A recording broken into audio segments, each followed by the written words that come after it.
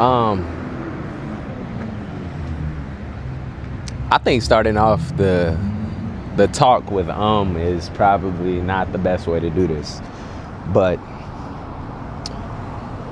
without further ado, welcome to Functional Outsiders. So if you look behind me, you'll see this mural done by a fellow artist in Venice. And I feel like today was the first time I looked at it and I saw something unique. And the first day that I feel like I understood what art was and how to go about doing art from now on. It's crazy how, as a creative, you're looking for the reason why. And I think it's all about seeing the unseen things and being able to bring them out of your head and bring them into existence. Once you do that, you'll be totally good on whatever you're trying to do. So for me, it's to really work on silence, focus. I know what it is that I want to display. So one day at a time, we just make those adjustments. And I think the first time is always the hardest. The second time is a little bit easier. And the third time starts to feel routine. So this is my first time recording out on the street this year. And I'm not nervous, but I understand that there's like different people watching. And so I think, but no one's worried about what you're doing. They're already in their own flow. And so it's important for me to just remind myself like, hey man, just do what you're doing. They're gonna do what they wanna do. If they see a reason to engage with you because something you're doing influences their life in some type of way, then they'll come over and engage. But other than that, it's all good. So I don't think the talk today is gonna be too long. I think it's a welcome back. Maybe even to talk about where I've been at over the last 3 months and how it feels to return back to a space that I thought would feel familiar, but it's not as familiar as I thought it would be. So it's okay. Like, I just need to really just stay focused and continue to improve and get back comfortable with the uncomfortable. And then from there, when you're ready to grow again, then you'll move yourself into an uncomfortable situation intentionally, and then you'll grow some more. So, all right, first things first. I used to go over to this wooden fence right down the street. Now, what happened was the real estate agent finally sold the property. So the property was up for lease, I believe in November last year. So that was my normal spot. I went to set up one day and the lady told me, she said, no, this is our fence. I said, okay, if this is your fence, is it okay for me to do what I'm doing? And she said, no, it's not. Like, you need to be somewhere else with it. So I was like, all right. So I left the fence area and moved maybe a block down the road. And at that point, I was like, all right, this is a new situation. I was getting a little comfortable, but it was still some people that I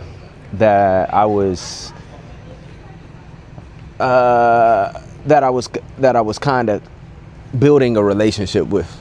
Built that relationship, and then something else happened where I don't know if it was just the congestion from the traffic on the streets, or what it was, but I was trying to get into flow and I just couldn't. It was like almost like everyone was on top of each other, and I was like, all right, well, we can't have it be like that. You know what I'm saying? I don't want to be up on top of somebody else and then just kind of like in their space. So I ended up moving from there, and I went down to San Diego for a second. And when I was in San Diego, I started like trying to sell on the strip out there. And it was a little bit different because I felt like my intention was to find new clients, but I couldn't find them. So, and it was because I think it was because of the culture shock. Now, I think previous to that situation, I did go down and record videos, but it was different. So, in the in between, I ended up coming back here, and when I came back, there was a new artist selling at my other spot, so I couldn't go over there. So, and also another thing I realized as well was the restaurant I used to come to had shut down.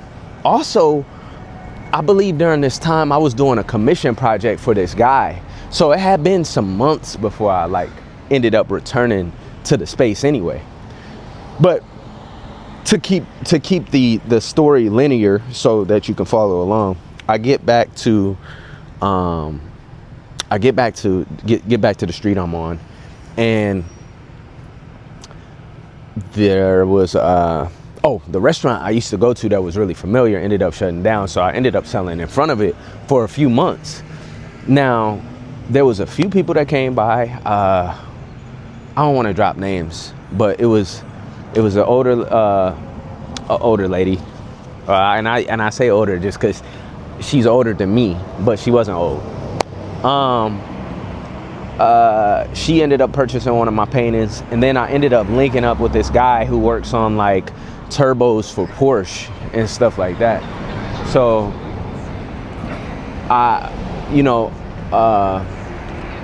after making that connection, he said he wanted me to paint a few walls in his place that he designs the cars in. I was like, okay, I can do that.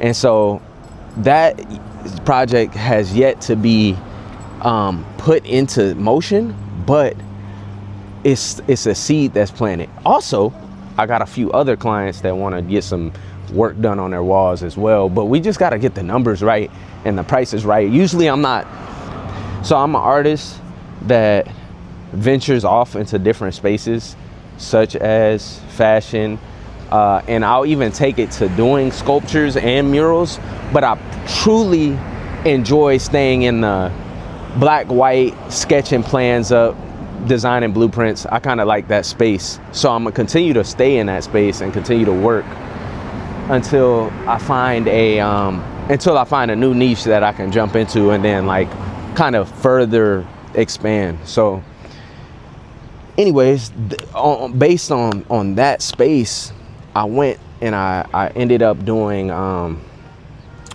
ended up coming back 2 weekends ago to this space. Now like I said, I'm starting to get comfortable. I'm starting to get familiar, starting to like feel out my flow. And there was, I guess, previous to me coming to the space, there was a lady that was selling like dog leashes, and she said she has like custom leashes in a different type of inventory. So she was saying like she feels that, or she had been there before I got there in November, and also, or January, sorry. She had been there before I popped up in January when I sold for a few months, but she ended up leaving and having to take care of something. So her space was totally open, and I was able to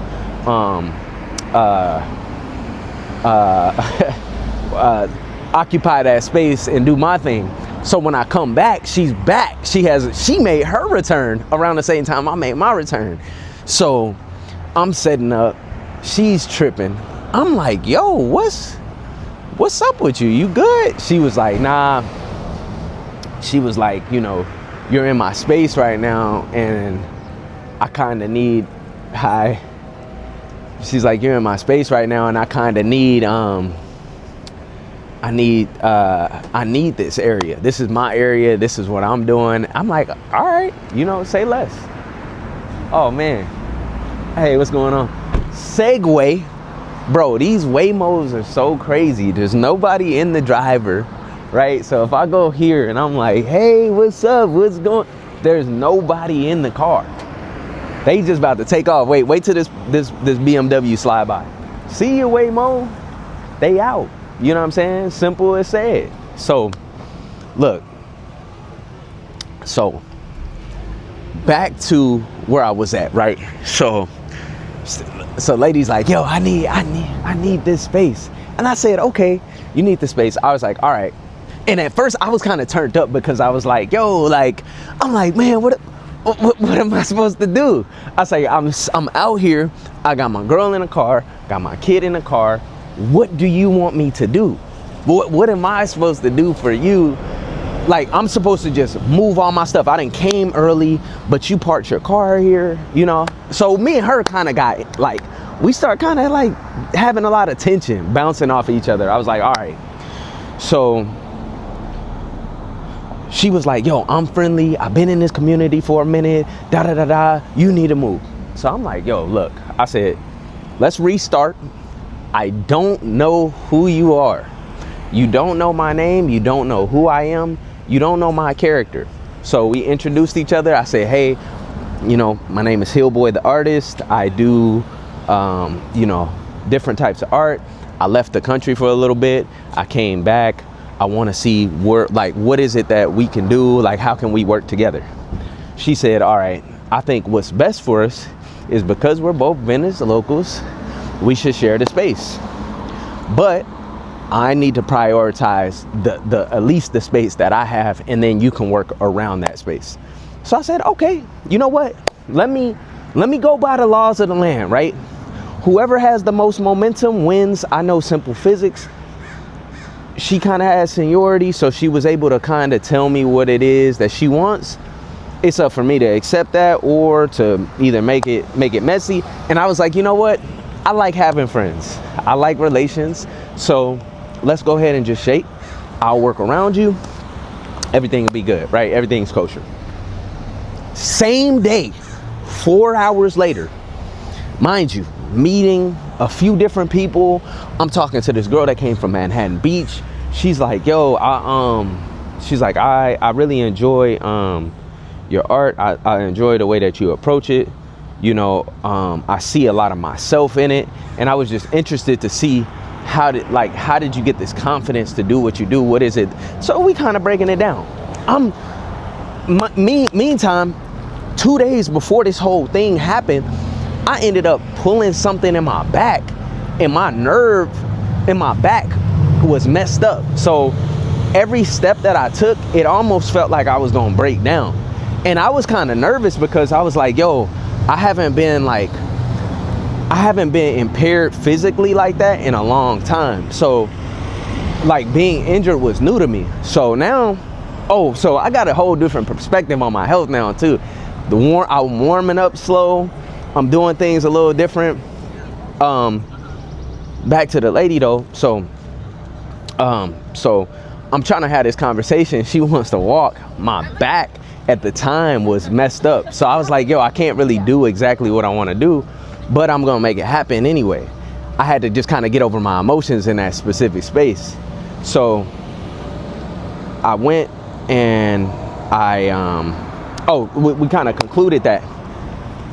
And so with this pain in my head, I'm just like, yo, my girl need to pull up. I'm ready to go, but it's like probably like an hour out. So I was like, you know what? I'm gonna just stand here kind of straight. Like every time I made a step, it was just like, and I was gonna pass out. So I'm like, no. I took a moment. I went to go sit down. I was like, all right, maybe if I sit for just a little moment and get in a really good position, it'll kind of allow that the inflammation to kind of leave my body, because I was in so much pain. And I took a little moment to myself, kind of meditated. I got up, and then I went back to looking at the work. And as I'm kind of just peering into it, kind of really asking myself more questions on how I want to get better and improve. And I was like, I said, you know what? I think I need to dive back into this segment of black, white, and beige. I think it's time, because I had went to the colored. The same time I'm thinking that, Omari Hardwick from the Power series, literally on the side of this tree, staring at the work. I'm on one side of the tree, he's on the other side of the tree, and we're both looking at this work. So I was like, man, this is crazy. I look over, he's like, man, this you? I said, I kind of stepped back. I'm like, bro, don't get me wrong, but you look real familiar, right? So he's on this side, he looking back, he like, yeah, man, I'm exactly who you think I am. I'm like, I kind of like pause for a second. I'm like, word. And I'm looking too, I'm like, I said, in my head, I'm like, my mom watches your show a bunch. But I was just like, I don't want to come off like cliche. That's what everybody say. So I was like, what is it that interests you? He was like, man, I'm really loving the colors that you came with. I'm loving the way that you like presented the work. Just, I love its raw authenticity. I like all the thoughts, the mathematics, like, you know, your math. And then I was like, oh yeah, I was in the Navy for a little bit. As a nuclear engineer, you know, I used to work on like ships, and you know, when I was coming up in school, like they used to cram us with like a bunch of like mathematical equations and different ways to like present the it was just a bunch of stuff. So in my head, I'm kind of like, I need to get these thoughts out of my mind. And then another thought was, Omari, like, listen, like, I believe that God, it's all off of divine timing, right? Divine timing, but divine calculation and mathematics. So when I'm looking at when I'm thinking about these thoughts, I think about different equations that I can put into the work so that people can try to like add up, or just kind of have them, like, for instance, there's an equation at one of the bottom pieces of the paintings that's talking about derivatives. And I was like, all right, if you kind of dive deeper into it, you'll see like the message I'm trying to convey, like through the art.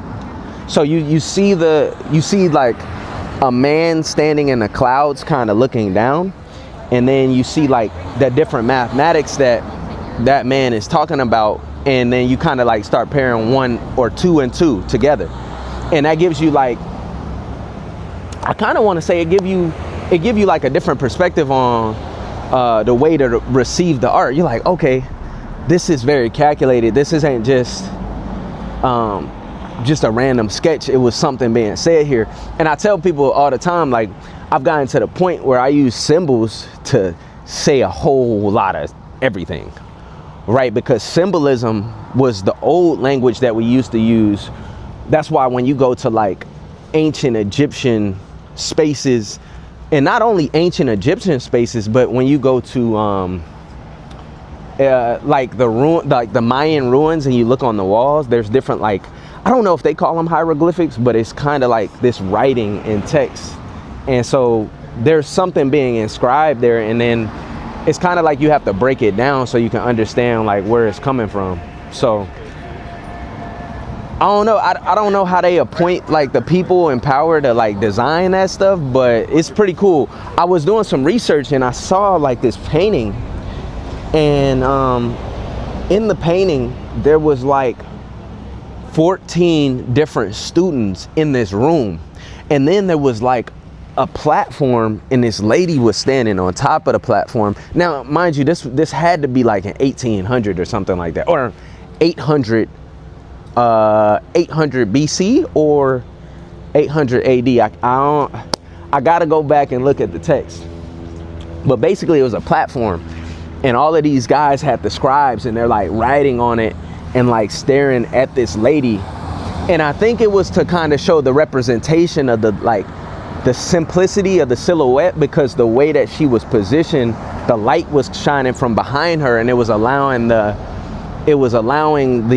dark, like it was like her dark outer ring to kind of pop out a little bit more. So there's like I said, it's 14 guys going at this silhouette of this woman, and I'm like, yo, that's how deep it was. Now, the dopest part about this little picture, right? Because like I'm a man of like expression, and I think if we talking about like ethos, logos, pathos, I'm kind of like I'm like an emotional dude, right? So I'm looking, and the facial expressions on each and every one of these characters was totally crazy, man. Like, I mean, like, I don't know. It was like one guy was kind of into the drawing, and he's kind of like sitting back in the back of the class. I wouldn't even call it a class. It was a group, but he's kind of like sitting back. And then you could see one guy just confidently like going at the drawing, like in a way. And then it was another guy like that was on the side, and he was like, it was almost like he was looking up at her and then like looking back down and like going back and forth with it. And so I'm like, there's a lot of different techniques, and I think that painting represents the different approaches, but the room represents the different energies that have been accepted to go into this space to learn how to inscribe these different paintings on the wall and stuff like that. So man, it was super interesting. I was excited to like just come across that and really discover that. It was just fun. So I actually want to I kind of want to get deeper into the book. I think Gardner's walk through art history is one of my favorites. Yeah. And there's another Through the Ages. I forgot the author of it, but there's two actually. It's like, I think there's like two art doctors that ended up, and it's crazy to say they art doctors, but they went and they studied different regions of art, and then they compiled like this book that has like different artifacts throughout the ages. And I think that they build off of each other as they're going through. So it's super, super dope, man. Super, super dope. So I honestly, man, if I were to put it into perspective, I don't see any, I don't know. I don't think there's any book better than that. I mean, the Bible's dope, but I think that this one is for me. So,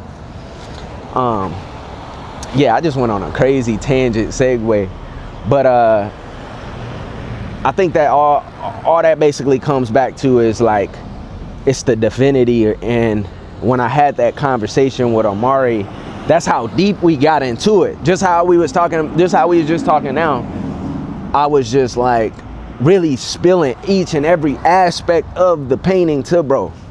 And like I said, we know Power Series, bro doing millions. Now, if he wants a painting or whatever, he gonna buy one.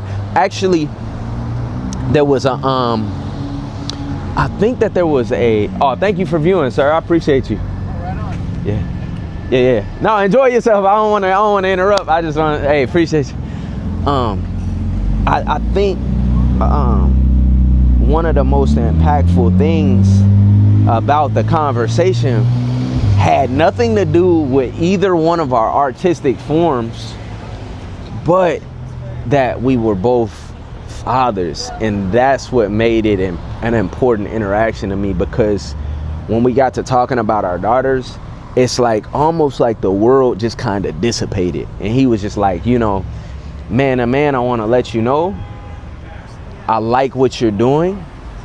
And I also want to let you know this, that I did not become who I was supposed to become until I turned 31 years old. And I looked at him, I said, really? That's how you feel?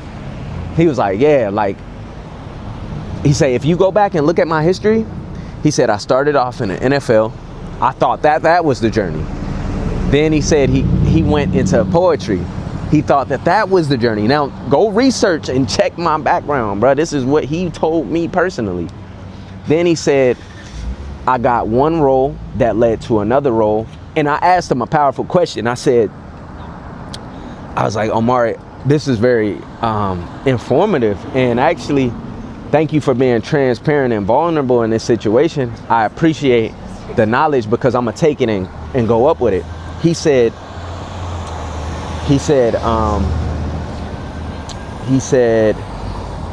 oh, this is the question I asked him. I said, do you believe that do you believe that every role that is given to you, you have to have some type of connection to? Or it was paraphrased in that way. And he further then responded and said, nah, he's like, he said a really humble, like, quote. And I was like, man, and if I were to get into it, it was like, who am I? He said, I think that you're being genuine, but what a naive question to ask, knowing, or it was something like that. What a naive question to ask. But because you asked it and we had like a pre-context to the conversation, I do want to answer it. And he's like, when a role is given to me, the role is happening to me as much as I'm happening to it. So if you want to be better, you take the challenge on and you become better. Like, you don't look at the 200 pounds and you're like, yo, you have to become who it takes to lift that up, not because it's 200 pounds, you're just gonna lift it. So I understood the context, and I basically was like, oh, if I want to be the greatest to ever do this shit, I gotta put myself into a space that's gonna almost encourage me to grow, but I have to use the will, the determination, and the structure in my life to make that happen. So I want to take that and go ahead and push forward and become who I need to become. So that's kind of where I'm at, man. And that's where I've been. And since then, I just kind of been working on some new things. And I guess I'll share more about that at another time. But this was a really dope introduction to, getting back at it. And I'm feeling healthier than I ever felt. I'm very thankful just to be able to stand and walk. And whew, man, may God be with you all. Blessings. I do want to leave you out with this. So today it is May 2nd. It's my brother's birthday, but it's also the first Saturday that I'm out here. And I want to start making sure that I'm reading the Bible in accordance to the day in Proverbs. So today's book will be Proverbs 2, but I also take the preface and read Proverbs 1. Yesterday, had a lot going on, and I'll be honest, I didn't make time for God. And I think that was the choice I made, and I had to live with that because yesterday is gone. But today is here, and I can always double up. So that's what I plan on doing. Again, appreciate you. And yeah, we will definitely talk soon.